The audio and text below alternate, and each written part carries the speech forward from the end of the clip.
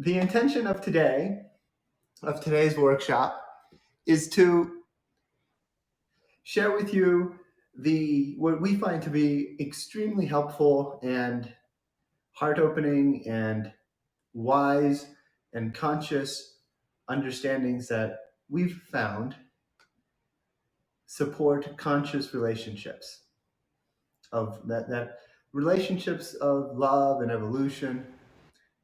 And these aren't, I'm not saying perfect relationships. I am saying relationships that where both people, or at least one person, is open to becoming aware of where they're at and evolving towards a more conscious, a more loving space.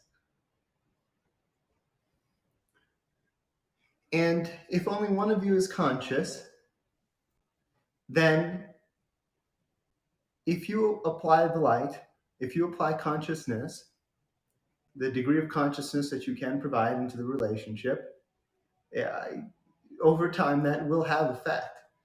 Uh, the light, consciousness, it spreads. Love spreads.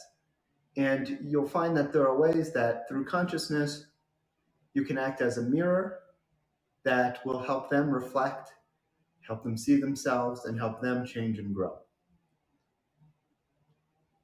So that being said, we want to say a thank you to one of our spiritual teachers, our primary spiritual teacher, John Jones, who helped us so much in our process of understanding relationships and ego dynamics and what it means to be unconscious and what it means to become more conscious.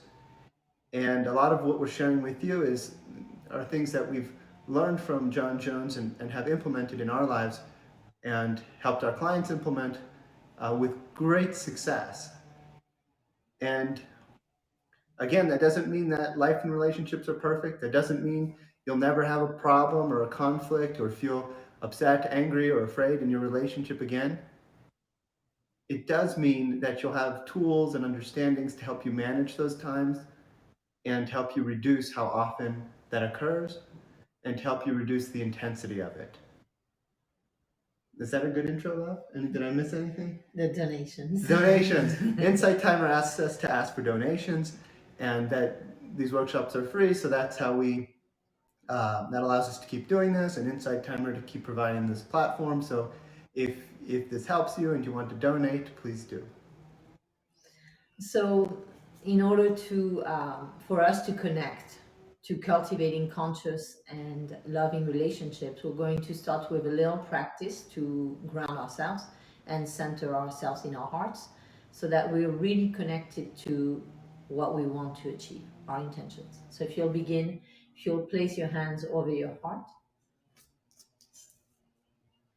and close your eyes and just take a breath, inhaling through your nose, exhaling out of your mouth, and letting go of anything that doesn't serve you, anything that is not the present moment.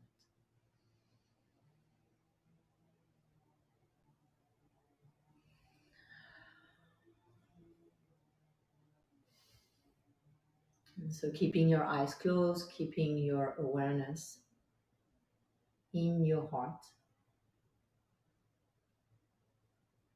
breathing, feeling whatever you feel there, connecting to your heart, to the space of your heart,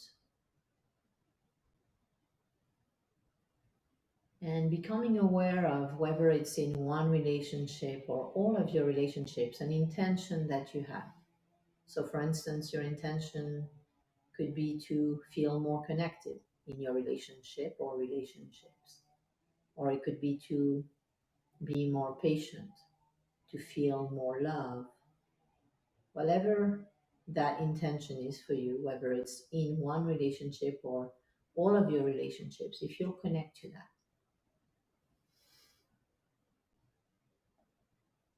feeling what it feels like to be one with your intention. And while remaining in the space of your heart connected to your intention, you can say, in all of my relationships or in my relationship, I choose to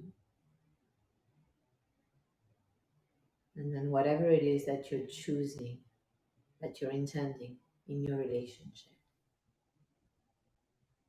and connect to that, what it feels like to make that choice,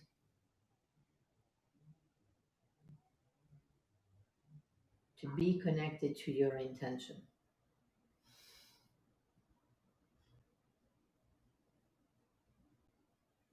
feeling that into not just your heart center, every space in your body, in your mind, letting that intention resonate throughout your entire being.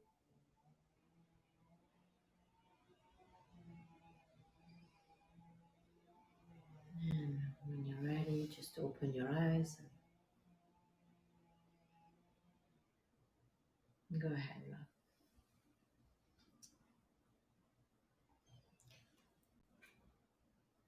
Sometimes you'll see us lean forward and turn our heads because we're reading the comments that are on here. And if you see us looking down quickly, it's because we have a lot of notes to guide us in this workshop to help you today.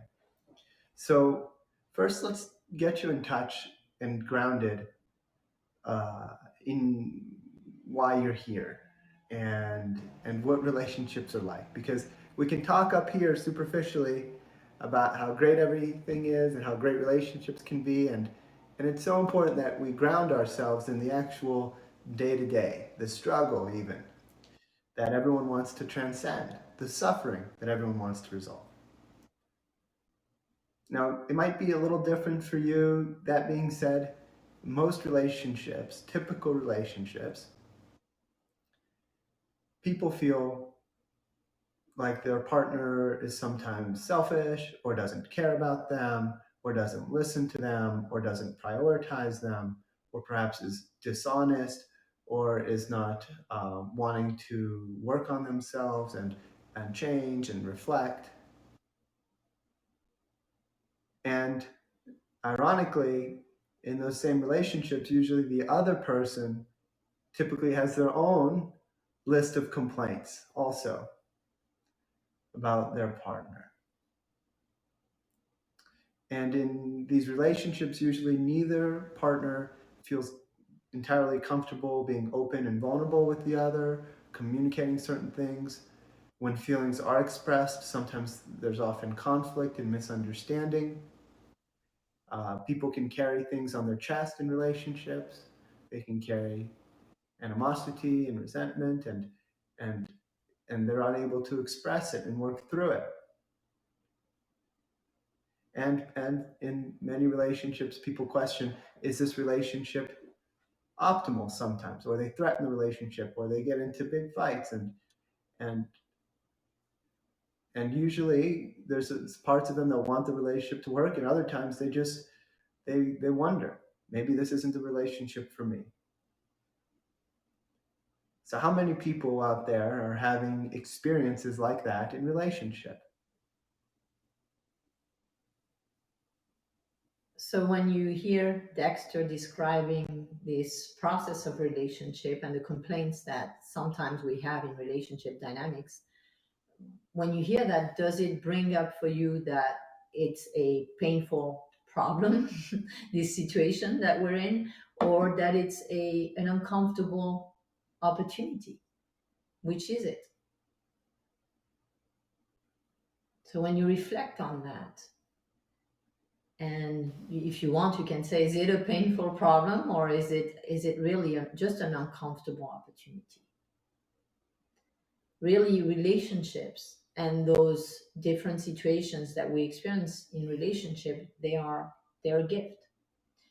And the reason why I'm saying that they are a gift is because when we essentially see our relationships and the different conflicts, the different misunderstandings, the different things that come up in our relationships as opportunities, then what we realize is that the opportunity for us in relationship is to resolve our pain, to heal it, to transform, to change, to evolve, and to really be able to live life in a way that's much more enjoyable and peaceful. So it's not a painful problem. It's actually simply an uncomfortable opportunity that we get offered in these relationships. And something to be aware of is that when when those things come up, when those challenges, those conflicts come up, we can imagine, well, if we're not with this person or in this relationship, then supposedly things will be different. So if I leave this relationship, then I'll be with someone more caring. I'll be with someone who respects me. I'll be with someone who prioritizes me. And it's really not that way, meaning that whatever relationship you're in now, when you face the pain of whatever comes up in that relationship, it brings the opportunity for you to heal that fundamentally. And as you do that, it doesn't mean, again, if you're with someone and this person, for instance, is not willing to work on themselves, and so you're kind of like stuck in the same dynamics, then of course maybe that's a situation where you would want to assess whether there's an alignment there or not. That said, until you resolve your pain, that pain is going to continue to operate in all of your relationships. So our relationships are gifts. They're the opportunity to heal that pain, to transform it, and to really be able in all situations to feel peaceful, to feel grounded, to feel a sense of love and well-being.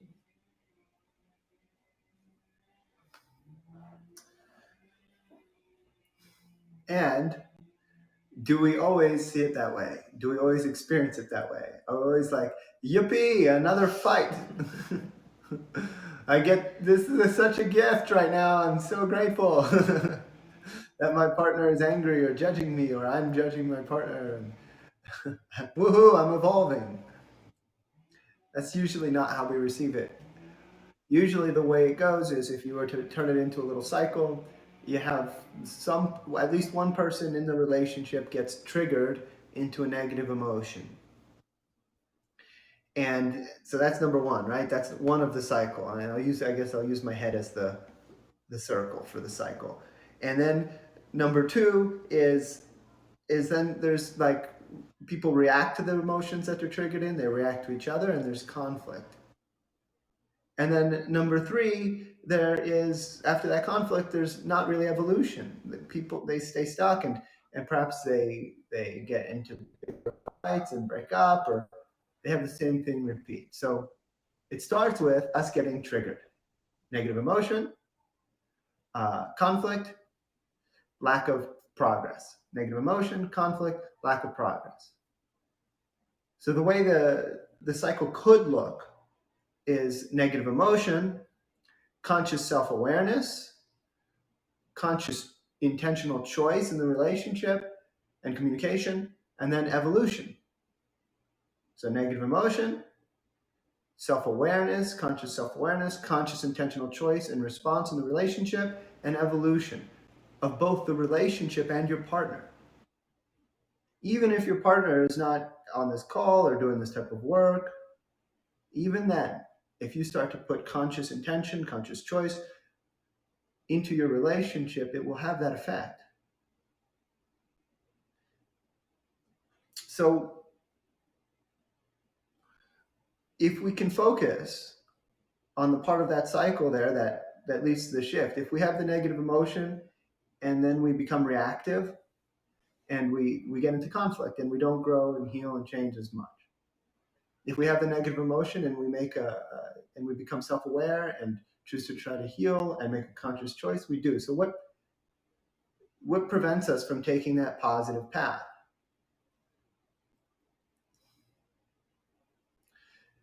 It's our programs.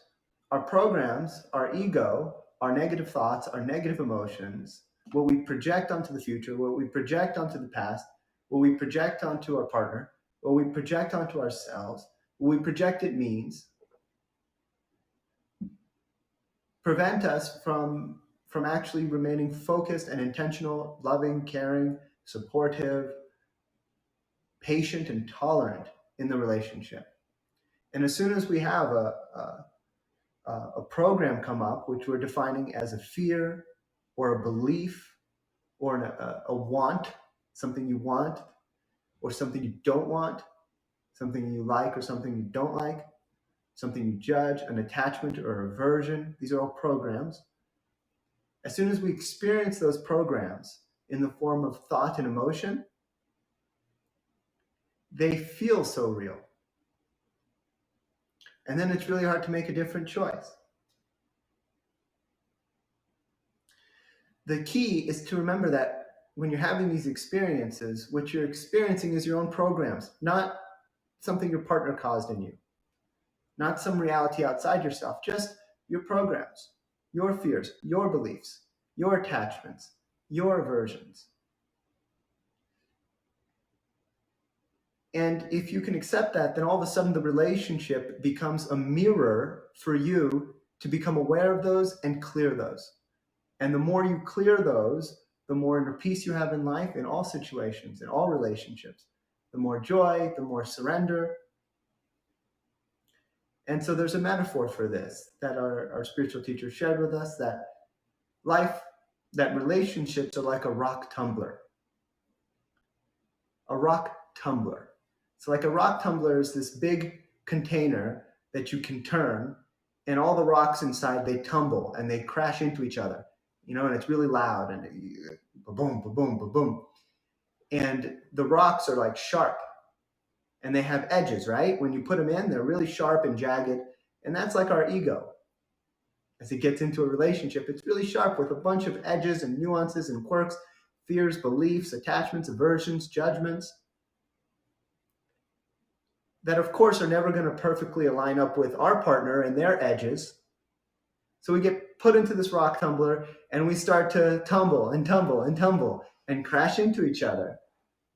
And slowly we start to knock off each other's sharp edges until eventually we become smooth. We come out smooth. And that's a metaphor for our sharp edges, our fears, beliefs, our attachments, and aversions getting sort of knocked off through the process of life, through the process of relationship and conflict. And it's a metaphor for how we can come out of relationship, or we can learn in relationship to be actually unconditionally loving and caring and supportive and to have inner peace no matter what our partner is doing or saying.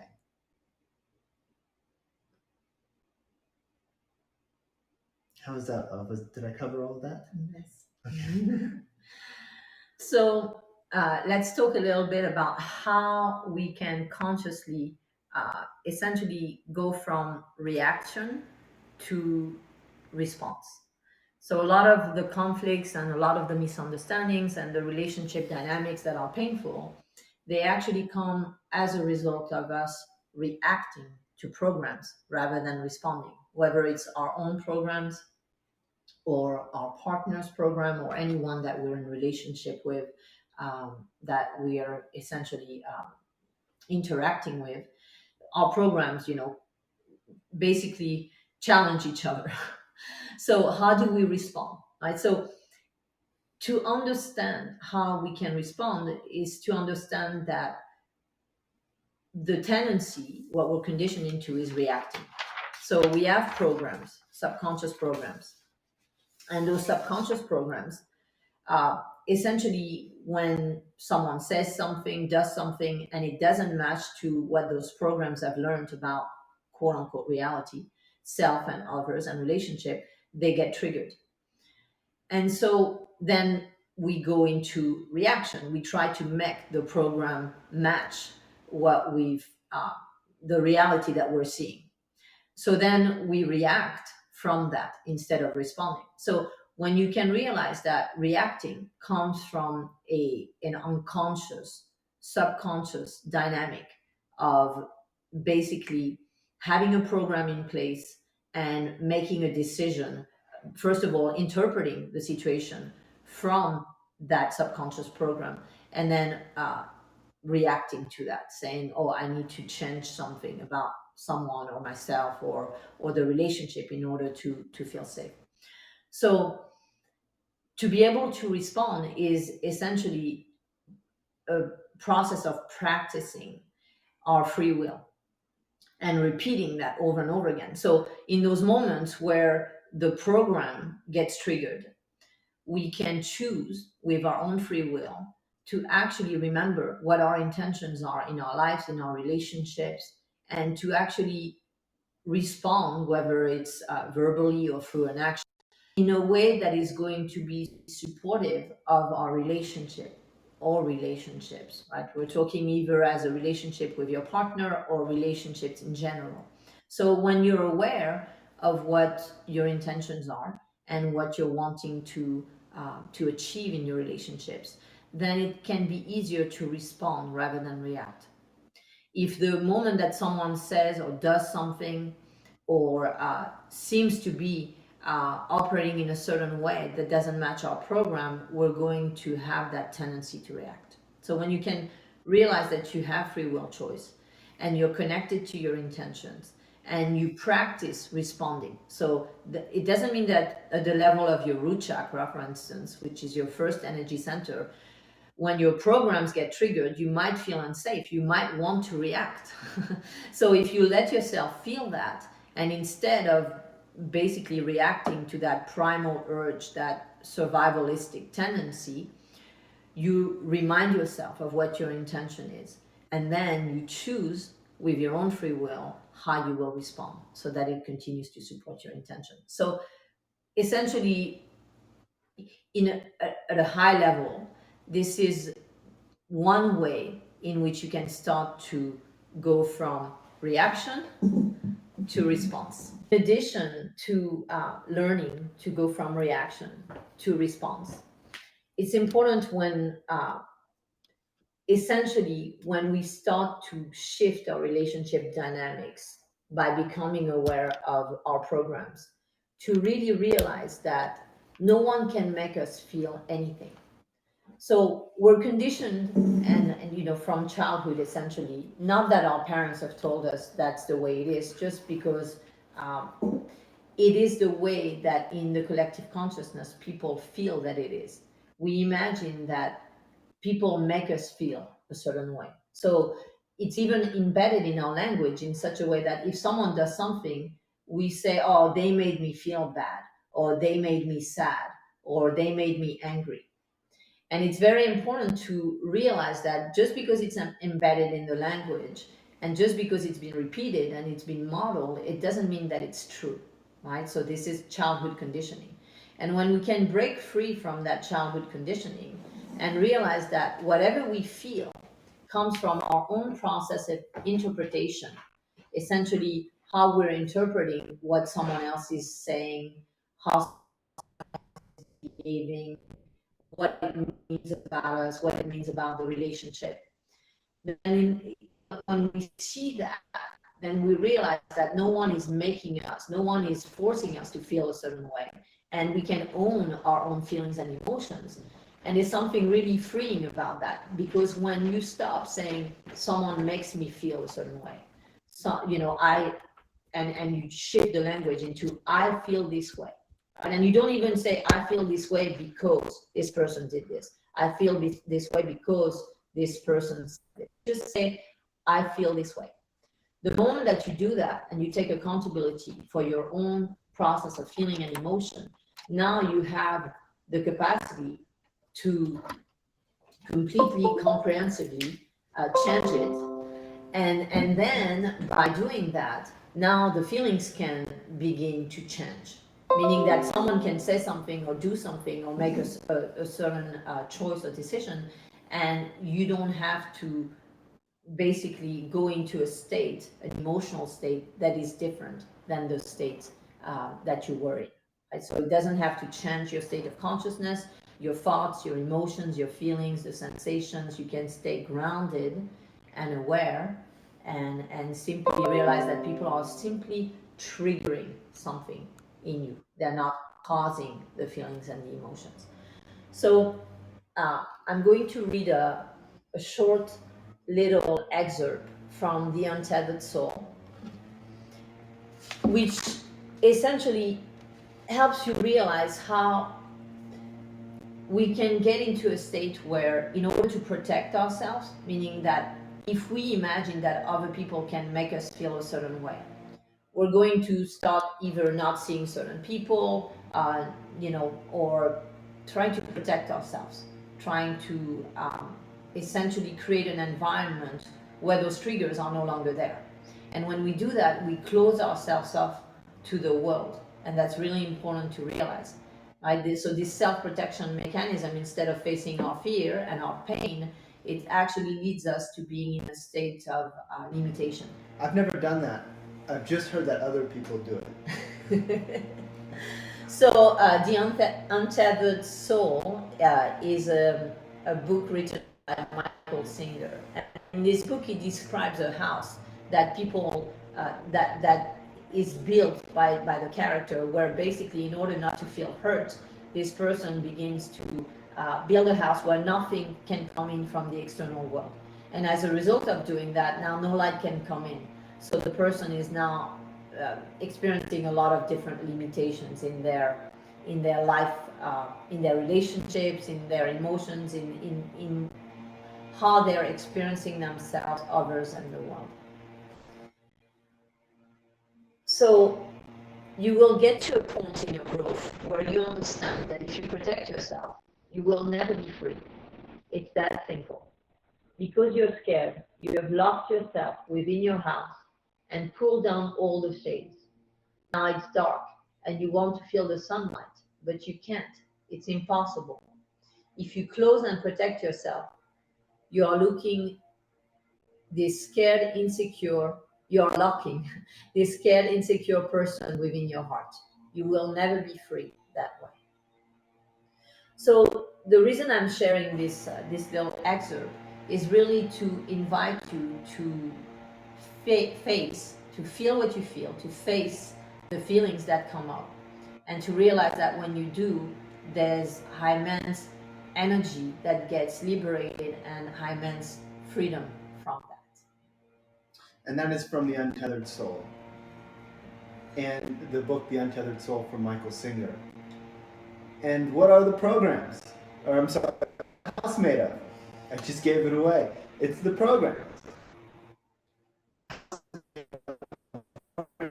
The fear, of belief, of attachment, of versions that we identify with. We say, I like that and I don't like that. I like it when people do this, I don't like it when people do that. I like people who are this, I don't like people who are that. This is the right way to be, this is the wrong way to be. This is what good people do, this is what bad people do. So in the house, none of the bad things come in.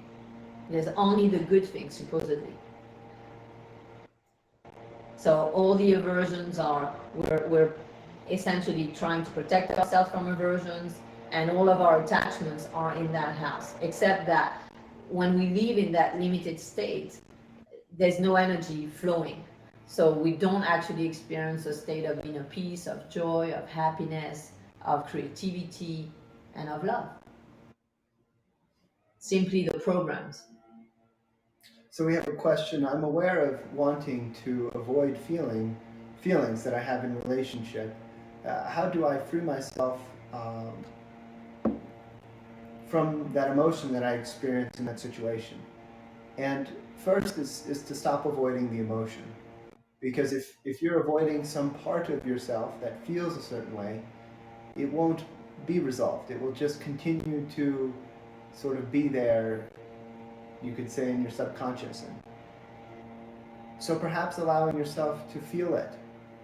Some define meditation as to become familiar with. So allowing yourself to, in meditation, become familiar with that emotion, to feel it, to let it rise, and to understand everything about it. And to realize that it's simply energy. So sometimes we project that if we don't want to feel certain things, because we've made associations about those things and what they mean, by not allowing ourselves to have that experience, we're actually suppressing the energy. And so the energy is still there in us, suppressed and repressed, and potentially triggered by many different situations and relationship dynamics and people. Instead of actually allowing ourselves to feel what we feel and to realize that because it's simply energy, when we allow ourselves to feel what we feel, it can transmute. The energy can get liberated, and something new can emerge. You may have noticed, just as a point of reference, that throughout the day, you oscillate from different thoughts, feelings, emotions, moods. So, in the same way, when we face those things that feel the most uncomfortable, we actually free ourselves from it permanently, because they don't keep recycling and they don't keep coming up. So it's not what we imagine it to be. Facing our fears, facing our feelings and emotions, it's just being in the energy, and then the energy can change.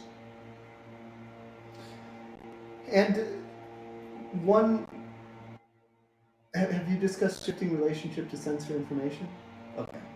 So, well, one very key, and everything that we're providing is meant to help you with that. One very key understanding and wise teaching that we received was that you should relationship to sensory information. So what is a negative emotion? What is a negative thought? Well, it's something you think and imagine, and then it's something you feel, and then it's also physically uncomfortable, right? There could be like butterflies or anxiety or stress or tension and rapid breath, and there are heart rate increases. All of this, light, sound, imagery, sensation, is just sensory information. Whenever we get that sensory information, whenever we receive that sensory information, we look at it as a problem and we go into fight or flight, typically. That being said, we can shift our relationship to it if we see it just as sensory information. I'll give you an example. Right now, exactly during our workshop, our neighbor had not knowingly, landscapers come, and so they're like blowing leaves and it's very loud. And that, in a sense, when doing the workshop, could be triggering. And it could trigger fears like, oh, can they hear us? Is it affecting? Could it bother the audience? Is it affecting their experience? And those are just thoughts. Those are just sensory information. Any anxiety, any stress associated with that is no different than stress and anxiety from the past, and is not real or true. Because there's really nothing bad that's going to come from this. Good. So the next teaching is, just because you think something doesn't mean it's true. And oftentimes we get so caught up in our worries and in our fears and concerns, and we start to believe in them, basically. And then when we think something, of course, our brain signals those chemicals into our body, and then we feel it too.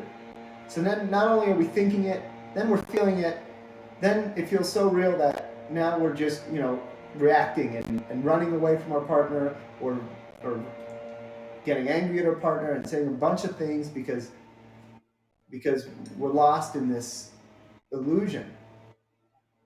And it is illusion. And people many wise people from many cultures speak of it as illusion.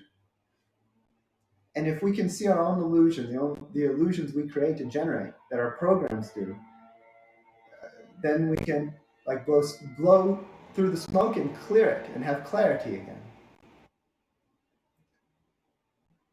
Love, would you like to talk about projection of meaning? Yes. Okay. It was a good segue what you talked about earlier on. So, in order to be able to go from our reactions to actually being able to respond, one key element is to understand the projection of meaning that we make onto things. So when something relationship, when someone does something, makes a decision in a relationship, we immediately tend to project a meaning about it. What it means about them, what it means about us, what it means about the relationship, what it means about us societally. I mean, there's so many different subconscious projections of meaning and implications that happen sometimes without us even being aware of them. Like I was saying, subconsciously. That's it. For some people, maybe they're aware when they feel something of what is internally being projected onto the situation. So once you realize that this meaning comes from that you're projecting onto the situation is actually a result of your own programs, then you can start to dismantle that, to no longer operate from those projections of meaning and just stay with what is. So someone does something and you don't project a meaning onto it. You don't project, again, that negative implications about you, about your life, about the relationship, and you stay present with what is. So, for instance, if your partner or someone you're in a relationship with gets angry, instead of saying, "Oh, they're a bad person," or "Oh, here we go again. They're going to verbally be uncaring, unkind to me," or "Oh, this relationship, my partner got angry and this relationship is not good for me. It hurts me. I don't like being talked to like that." Instead of doing that, if you can stay present to your partner, for instance, getting angry, and recognizing, oh, maybe they went into a program, right? So remaining conscious instead of being kind of like getting ungrounded by the emotion and the energy of the other person that you're in relationship with, really allowing yourself to stay grounded and conscious and operating from consciousness, simply assessing what is happening right now without projecting meaning about it. Well, that's going to help you respond, because if you don't get triggered into projecting meaning and implications about the situation, then you can navigate the situation.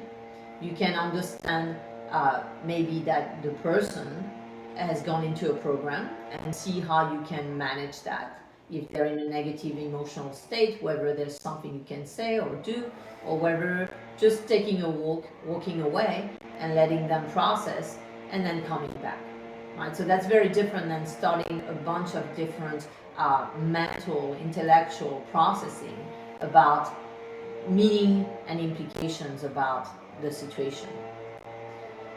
Um, so in addition to that, if you can realize that whatever meaning you're projecting comes from your own programs, so from your own past, it's not about the present moment, it's not what's happening right now, it's simply basically whatever you've um, assessed to have been the meaning in the past, you're projecting that over and over again. So, for instance, if someone doesn't call you and you were expecting or you were wanting them to call you can say, well, they just don't care about me. And once you've, instead of, well, maybe the person was busy, maybe, a bunch of different things could be happening. The moment that you project, oh, it means they just don't care about me. And the moment that you make those recordings in your system, then those recordings can be projected again and again every time that the person doesn't call, every time that, someone doesn't call you, then you can say, well, it means that they don't care about me. And that's not helpful, because that's not operating from consciousness, from what is. It's operating actually from your own programs of fear, of what you would fear, meaning, for instance, not being cared for, and then projecting that onto the situation of the person. So, in addition to not projecting meaning onto anything that happens in relationship, one key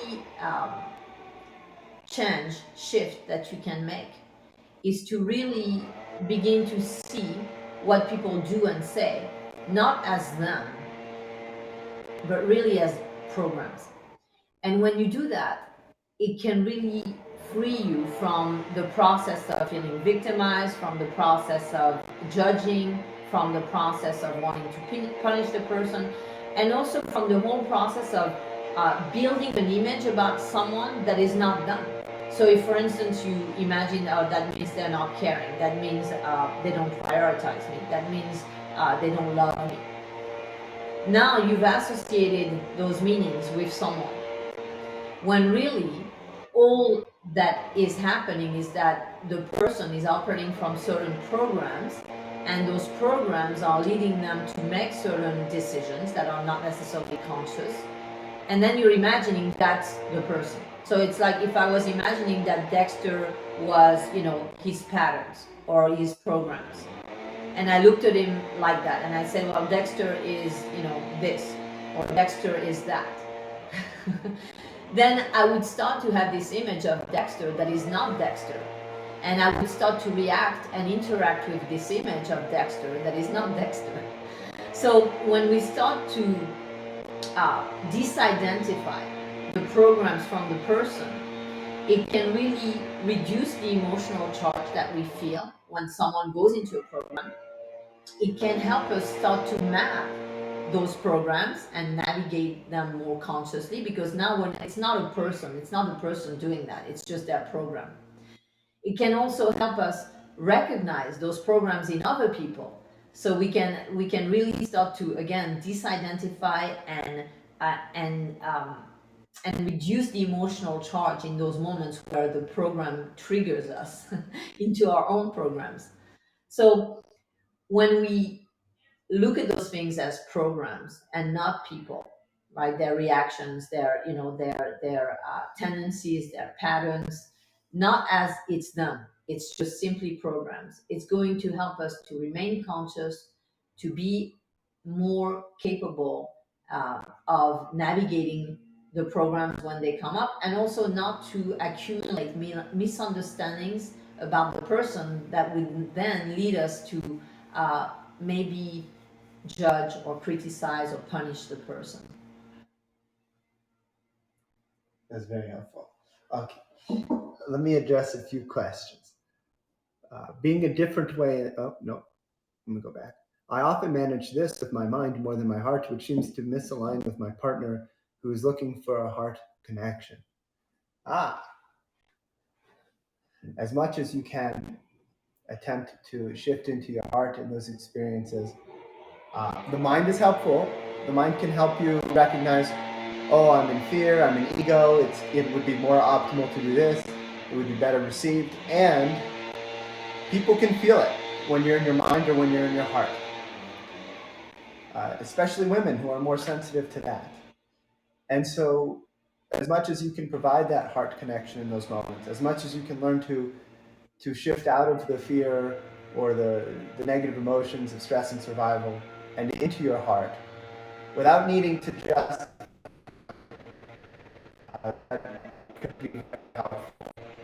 and typically that next question, being a different way is difficult. Yes, it is if shift into your heart, that's what you're saying. Now, here, am I being true to myself? Am I trying to change? Very good question and very understandable. Which self?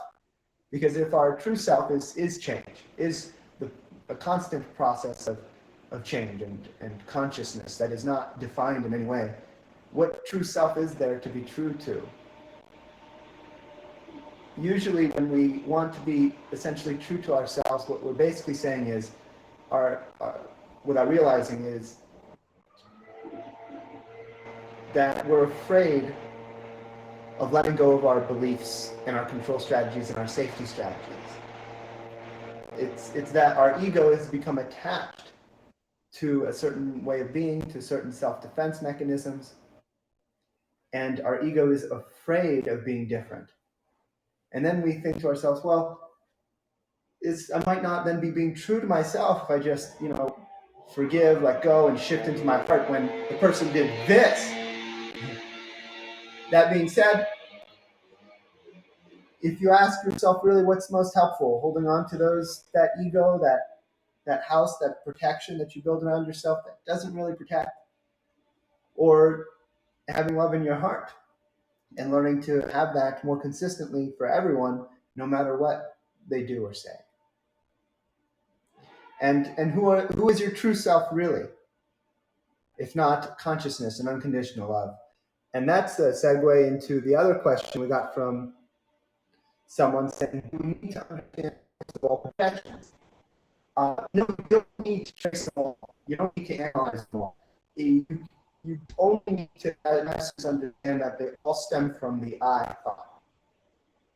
The I thought is your image of yourself from which all other thoughts stem from.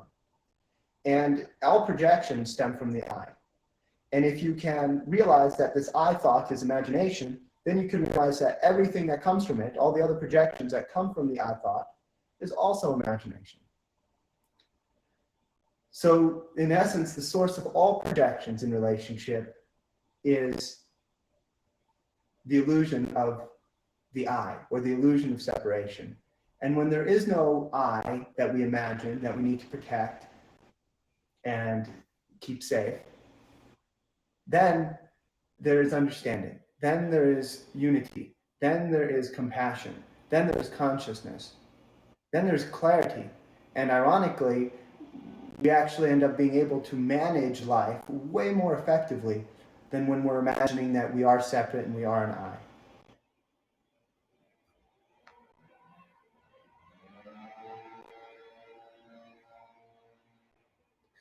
And so then the other question is, do events, experiences matter? Or what matters is the self-talk? Question mark. So events and experiences, we could say, what is an event or an experience? We can't really say what that is. We can only say how we've interpreted it. Yeah. It's going to be subjective. So you ask 10 people are in a room, seem to have the same experience, and everyone's going to walk out and describe it differently. So what is the point of our events and experiences or our memories? Well, when we hold negative interpretations of events and experiences, they stick with us for us to resolve. So they eat at us, like a rock in our shoe. If we feel something bad happened, we don't forget about it. We hold on to it. And in essence, you could say that's a beautiful, compassionate design of life that allows us to introspect and to finally find the fear, the attachment, the aversion that was actually preventing us from having inner peace, experiencing consciousness, experiencing love in that situation, equanimity, and experiences actually do matter because they are a part of that process. That experience, how could we learn conditional love? That experience, how could we learn inner peace? How could we learn to master or release and transcend all fear? And how could we polish off all of our sharp edges to then experience a life of consciousness and love? Experiences are already there. And eventually, when there's full consciousness, there's no experience, there's no memory, there's no like individuated moment. There's unity with all time and space, and all people, and deep love and bliss there. Self-talk is only matters insofar as helps you become more unconditionally loving, insofar that it helps you release your fear, insofar that it helps you have more peace. Telling yourself something? Is that what you mean? Well, the question is what matters? Self-talk. Certainly, talking to yourself, reflecting internally, self-observation is very important, and it matters to the degree that it helps you get to where you want to go. Yeah, and it's important to understand that, meaning that if there is self-talk that is motivated by the energies, the feelings and emotions that you have in that moment, that self-talk might not be actually a reflection of what is. It might not be consciousness. No. So and it never is. Self-talk is never consciousness, really. Even the things that we're saying now, not consciousness, because we're trying to take what is and put it into words and then transfer that to you. It's not consciousness. Consciousness can only be experienced in silence. Please continue. So, so when you're essentially exploring that self-talk, if you are like having this dialogue or this this internal dialogue about a situation or an event. I'm not sure, I'm still not really completely understanding the question. That said, if that self-talk is basically you, how do you say when you're like, if you're watching, Ruminating? no, the movie, a Repeating? movie, no, no. When you're, it's like Timeline? subtitle, Captions? if it's like a way Narrative. of yes, exactly, the narration of what's happening, it can be useful to actually go beyond that self-talk and just allow yourself to feel what you feel, and to operate from consciousness rather than whatever is being narrated about, because the narrative The is going to story. be, it's going to be a story, and the story is going to be normally coming from the I, right, the identified self, and all of the recorded memories and interpretations. And so it's not necessarily going to be what is. It's not going to allow yourself to be in a state of consciousness and of being able to perceive reality as it is. And If I understood well. definitely. And the capacity to have a mind in which self talk can happen is a gift. And it's a way to eventually the silence that exists in consciousness. When a spiritual master who's enlightened doesn't have self talk, they're silent. There's silence. There's no past experience to think about because there was no difference between that past experience and any other. And so, and that being said, if you are in a situation, in a relationship situation, and you have conflict with them, and then you start to talk to yourself later and you say, it's okay. This is an unconscious program of mine. I'm afraid right now. And that self-talk is very beneficial because you're guiding yourself to a more optimal choice. And to quickly move forward,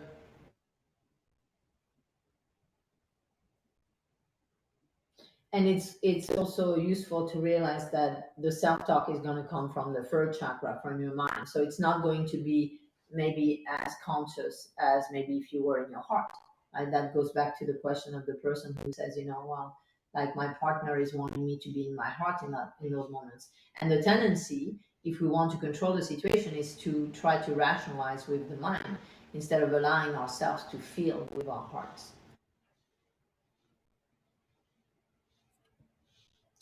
so let's continue. Let's do a quick practice to actually practice this.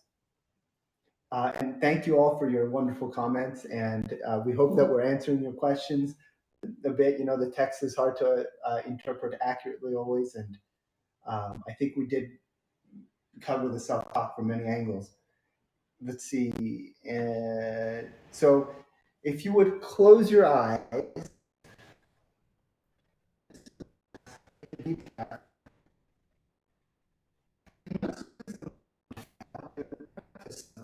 something to the template for future difficult situations. And use that mind of yours to remember a time when someone did something that triggered you. Doesn't have to be very intense. Just choose something that triggered you and allow that feeling, that time, that emotion, that person, that interaction to come up. And allow yourself to replay it in your mind and feel how you felt and see how you reacted to it. How did you process it? If you were triggered, perhaps you processed it in some form of victimhood or anger or blame.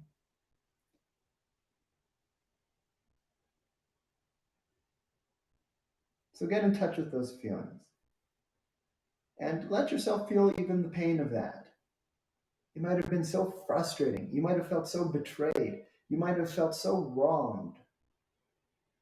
Let yourself get in touch with those feelings that felt so real then and allow them to feel real now. So this is what's going to happen in the future.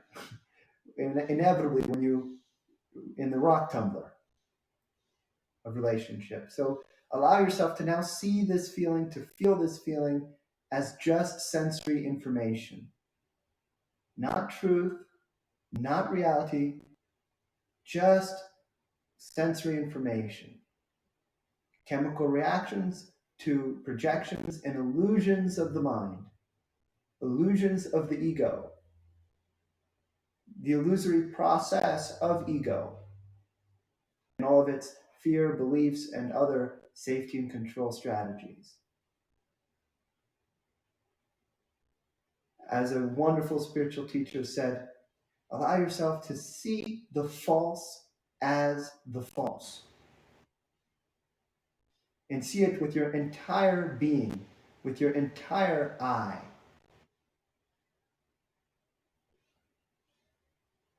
And now what used to be pain, because you felt it was real, is just sensory information. It's just discomfort. What used to be unbearable is now just another drop in the bucket. No big deal.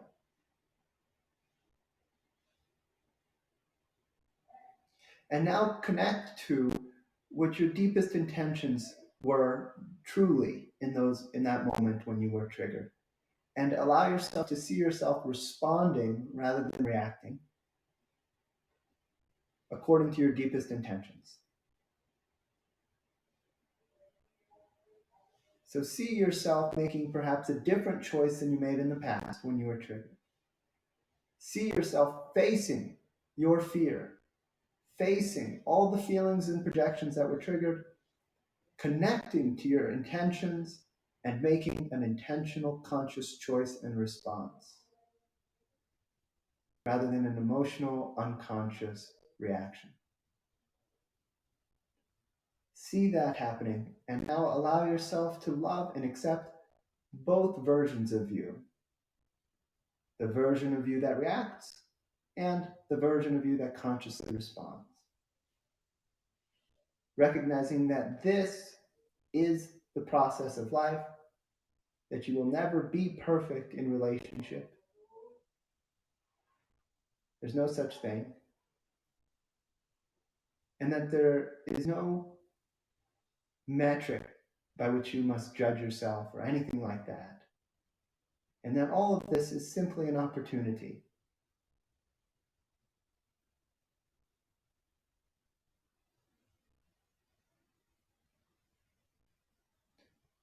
And if you'll open your eyes and come back, the purpose of that was again to give you a framework, a somewhat, in 3 minutes, comprehensive template of what those experiences can be like compared to what maybe they have been like. And that it is safe to approach life in that way without the ego's self-defense mechanisms.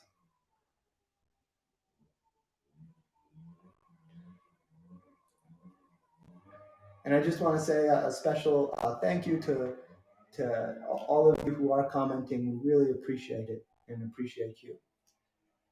And now, would you like to read our quotes? Yes. So we have a few quotes that we've selected that are that illustrate some of the concepts that we've shared with you today. We're back. Hold on. We're back home. How do you know? Okay. All right, we're back. Sorry, we lost you. We just have to squeeze in like this. So our phone, in addition to the leaf blower right outside the window, our phone overheated.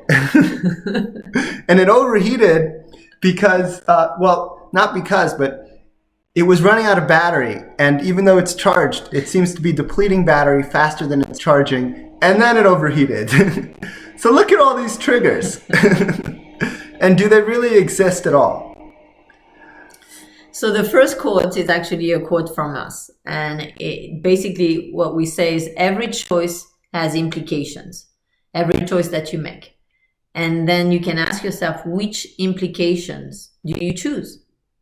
So when you know that whatever choice you make has an implication, and you become aware of that, then you can start really to connect to, okay, well, what do I choose? If I know that this is going to lead to this situation or that situation, then what do I choose Do I choose something that supports my relationships, that is in alignment with my intentions? Or do I choose conflict? Or do I choose to be right? Or do I choose to win an argument? So it's important to be aware of the implication of all of our choices.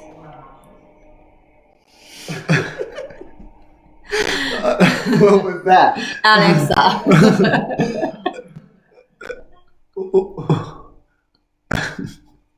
Well, so now, this is very funny. So now our voices are coming out of a speaker in our house somewhere. So, love, share these 3 quotes with them while I go resolve that. Okay. Share these 3 quotes. So another quote is, may your choices reflect your hopes, not your fears. So when our choices, when we make choices, that's Nelson Mandela, when our choices come from our intentions rather than our fears, then we can have better results. Hold on one second, because we're having echoes and reverb. Is the phone still on? Yeah, exit that. Well, we should probably keep that. Yeah, I think it's better to keep this one though. Another quote, if I can hear myself. Forgive them, for they not know. For they know not. For they know not. Yeah. Well, they do not know. That's the quote is just forgive them, for they do not know. Not what they do, or maybe it's because it applies to doing or thinking or saying things. And what that essentially helps us connect to in relationship is to allow ourselves to forgive anything that is said or done. Because if people really had the capacity to realize the implications of their choices in all moments when they're making them, then they might make very different choices. So if you can forgive anyone who says something, does something, makes a choice that seems to be painful, detrimental, bring up suffering, then you can be at peace. It doesn't mean that you're going to, quote unquote, let them walk all over you. That's not what I'm saying. What I'm saying is forgiveness is the process of remaining at peace, remaining grounded and centered, and not making judgments and not wanting to punish someone for their limitations, for their choices. And that's really, we welcome you to explore the parts of you that want to punish yourself and others. You can feel it. And could you confirm that you can hear us? Could someone confirm that we are being heard? Hello, hello? Is anyone out there?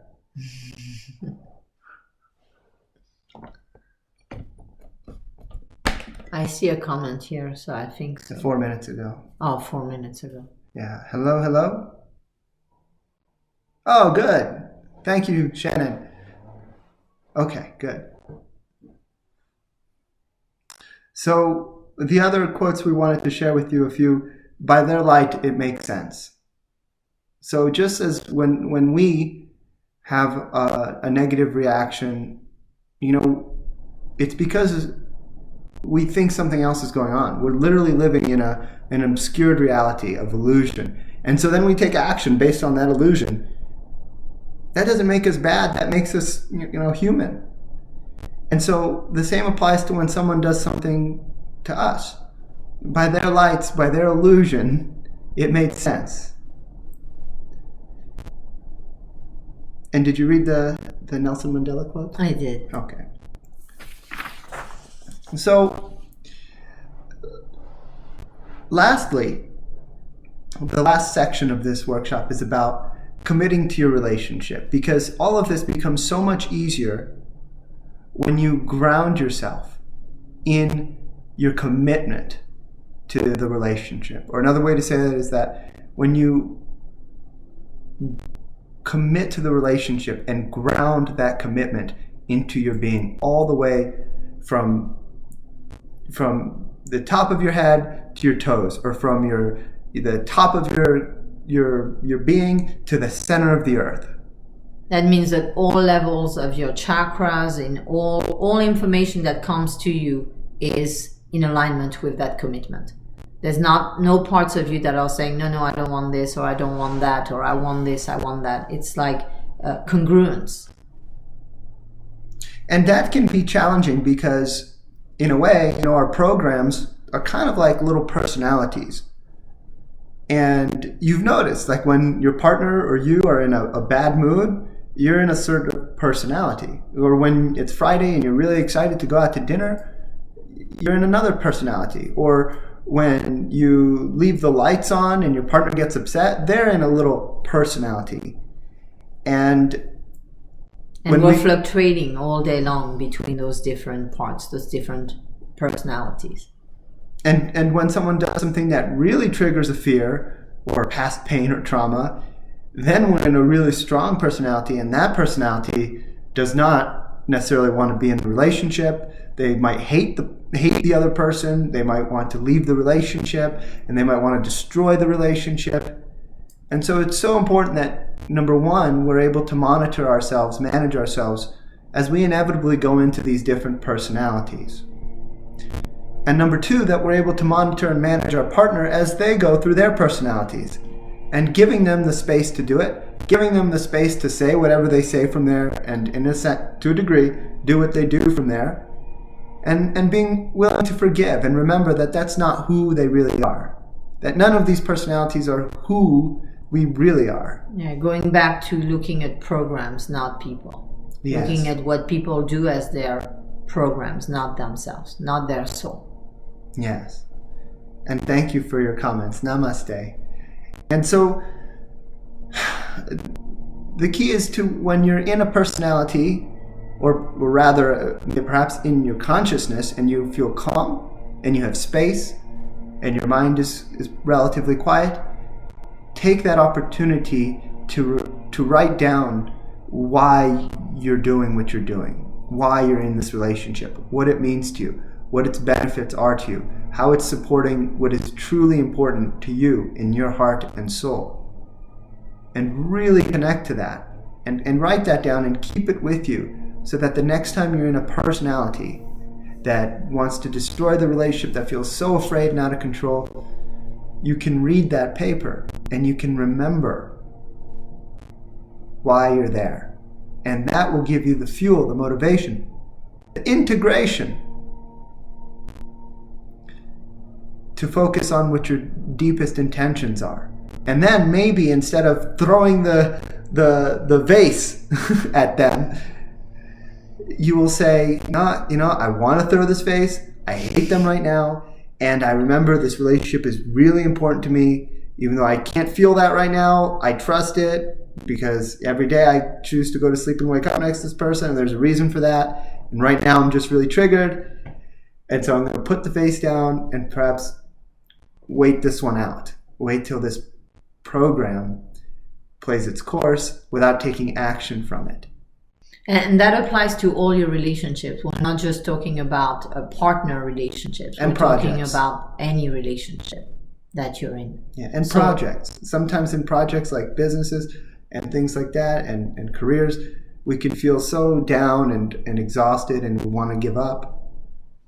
And so it applies to that too. Yeah, when we go into a part. So this takes us into the subject of intentions and priorities. When you're very connected to what your intentions are in your life, and you remind yourself, so every day, for instance, you have a practice of really connecting to your intention. What is your intention in your relationship or your relationships? What is it that you want to experience? And you assess from those intentions, like, is this relationship in alignment? If it's not, well, how can I bring it into alignment with my intentions in my life and in my relationships? Then it's going to help you, like Dexter was describing, to integrate further, so that the parts that are reactive to programs in them, in any relationship, and the parts of you that go into programs, that those parts don't take over, that they don't define the choices that you make in your relationships. That what defines the choices that you make in your relationship is your intention, your commitment. Sammy Davis Jr. said, you have two choices: your commitment or your fear.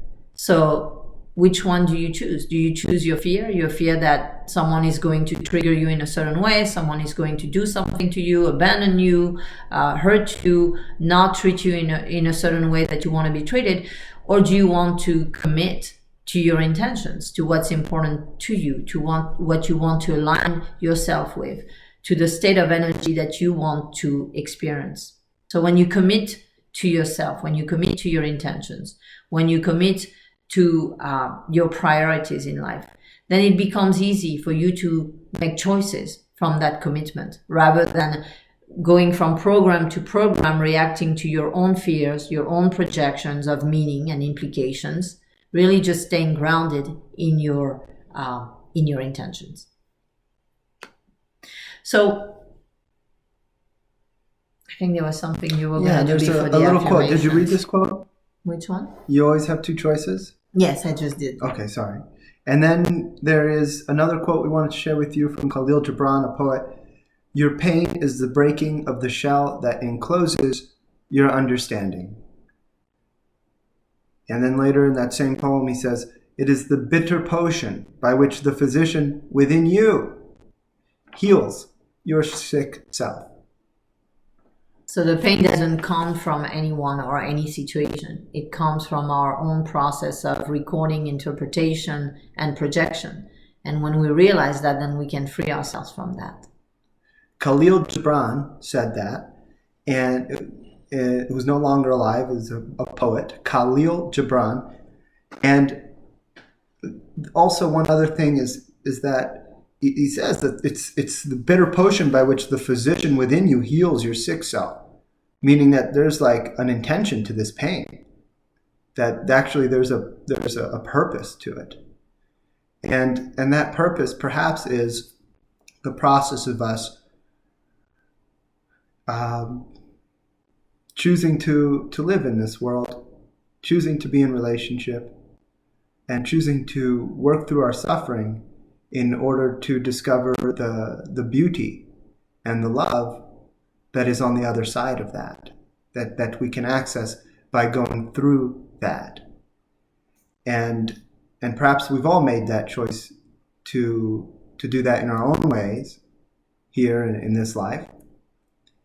And that without those painful experiences, how could we learn to truly love? How could we learn to truly have inner peace? Yes, thank you for writing out the name for us of the poet who said that. So I'd like to take you through a short practice with an affirmation. And the reason for this practice is to create a shift in your energy in regards to relationship. A lot of the times, the reason why the same conflicts keep coming up, the same misunderstandings keep coming up, is because we keep revalidating them. We keep saying again, oh, he or she does that. Oh, he or she, they don't do that, right? And so by revalidating what we don't want, what doesn't work, what doesn't bring us happiness, we're in that same state of energy. We're not shifting the energy. And the affirmation that I'm going to use in a moment, it may seem a bit odd because it may feel like, well, I don't feel that about this relationship or relationships in general, if you apply it to relationships in general. And ultimately, the more time you spend in the energy of the solution, of what you do want to experience, of what is a priority to you, of what is your intention, the more you familiarize yourself with the feelings and emotions associated with that, and with the state of energy, being in that state of energy, the more you ground that into your being, the more your thoughts, your emotions, your choices will reflect that state of energy. You can change your energy by saying, they don't do this. I'm not happy. They do this, which annoys me. Or, whatever it is that revalidates what you don't want. It can't work like that. So in addition to clearing your fears and your aversion in regards to what they don't do or what they do that is maybe triggering to you, and therefore releasing your own triggers, if you can spend more energy in being in the energy of the relationship, essentially more time in that energy, it's going to help shift the relationship, and you'll be really very surprised by the kind of new dialogues, the new exchanges, the new communications, the new interactions that start to surface, that you become aware of in the relationship when you do that. So if you'll just close your eyes and again go into the space of your heart. So if you want, you can bring your hands to your heart center so that you connect there. And feeling yourself in the space of your heart.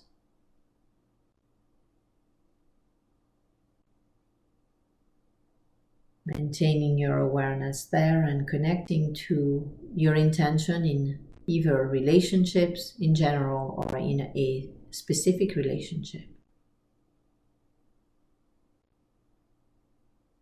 And if anything comes up that is saying, oh, I can't have this, this won't happen, nothing will change, everything is always the same, just notice it to be cleared in the future for you to release all of that. That's the past, and allowing yourself to be present to your intention right now, to what you're wanting to experience, to what you're choosing to experience in the present moment. And from this space in your heart, connected to your intention. And if you want to change the affirmation, feel free to change the affirmation to reflect what you want to experience in relationship. My relationship is everything that I want it to be. And it fulfills me emotionally, physically, financially, and spiritually all of the time.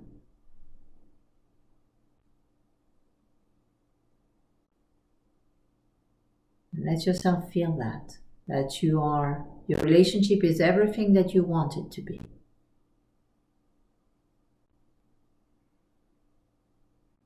And that it fulfills you on all levels of your being, in all dimensions of life. Let yourself have this experience by choice.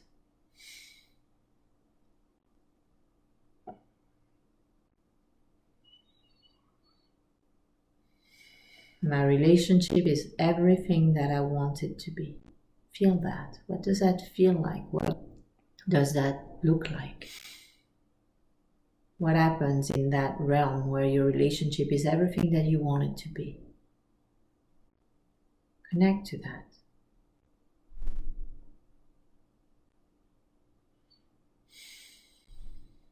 It's okay if you get triggered, if you say, no, can't be. Whatever it is that comes up, this is your resistance. This is the pain from the past that is being projected onto the present moment. Acknowledge it, accept it, see it for what it is. Simply a projection, not the truth. And let your relationship be love, connection, caring, kindness, patience, compassion. My relationship is everything that I want it to be, and it fulfills me emotionally, physically, financially, spiritually, all of the time.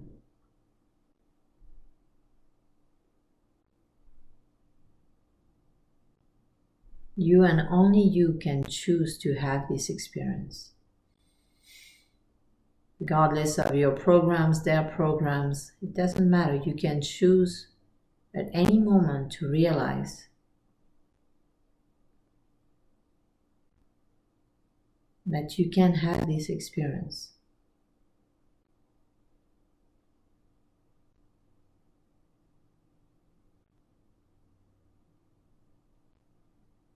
And you can open your eyes. So, of course, this is a practice, something that through repetition can get you in touch with this energy, this new energy of your relationship or your relationships being exactly what you want them to be. That doesn't mean you're going to get everything your way. That's not what it means. It means that all the different ways that you want to feel in your relationships, by focusing on that, by connecting to that, by allowing yourself to feel that, you'll be able to notice how your relationship is that. And that when it's quote unquote not, it's because you're in a program, or your partner or someone that you're in a relationship with is in a program. And that doesn't change that it's everything that you want it to be. Thank you. I think is that the takeaway? Mm-hmm. So we're going to wrap up now. Thank you for staying with us. And we do hope that it's been helpful and that it helps and that you have wonderful relationships. It's, there's going to be difficult times. There's going to be painful times. If you can trust that those are just the process of ego illusion, and focus on the loving connection that you can have with your partner and with other people. We do wish that you have the deepest, most wonderful and loving connections with people in your life. Yeah, and as you clear those programs and you connect to your intentions and you commit to them, then the path becomes easier. When you stay connected in those moments where challenges and programs come up, it's easier to stay grounded and to realize the path that you're on and where you're headed, and to make the choices that continue to support that path. Yeah, and sometimes it's only when we hold that space for a partner, when we let them act out and react, and we hold a space of calm and acceptance, that they're actually able to shift. And sometimes it's when you have a day where you fight like crazy with a partner, and so they get really upset with you in the morning and you get really upset with them in the evening. Sometimes it's after a day like that you have a huge shift in the relationship.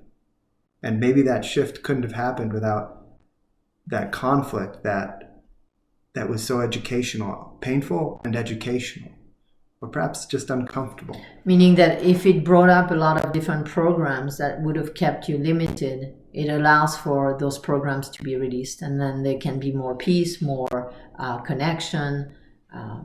So that's very helpful. Next week, we have another workshop at the same time on Insight Timer, and we'll be talking about understanding karma and how to resolve it.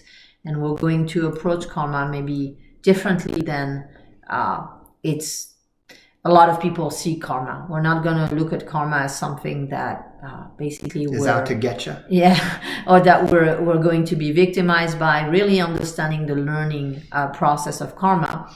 And that's very relevant in relationship, because when we can realize and understand how to resolve our karmas, our negative karmas, and also how karmas affect other people, and therefore relationship dynamics, then we can change all relationship dynamics as a result of that. So we hope that you can join. And if you enjoyed this workshop, we'd be very grateful for any donations that you give for the workshop. Thank you so much. Thank you. Have a really wonderful rest of your weekend, and many blessings to you. Thank you for joining us.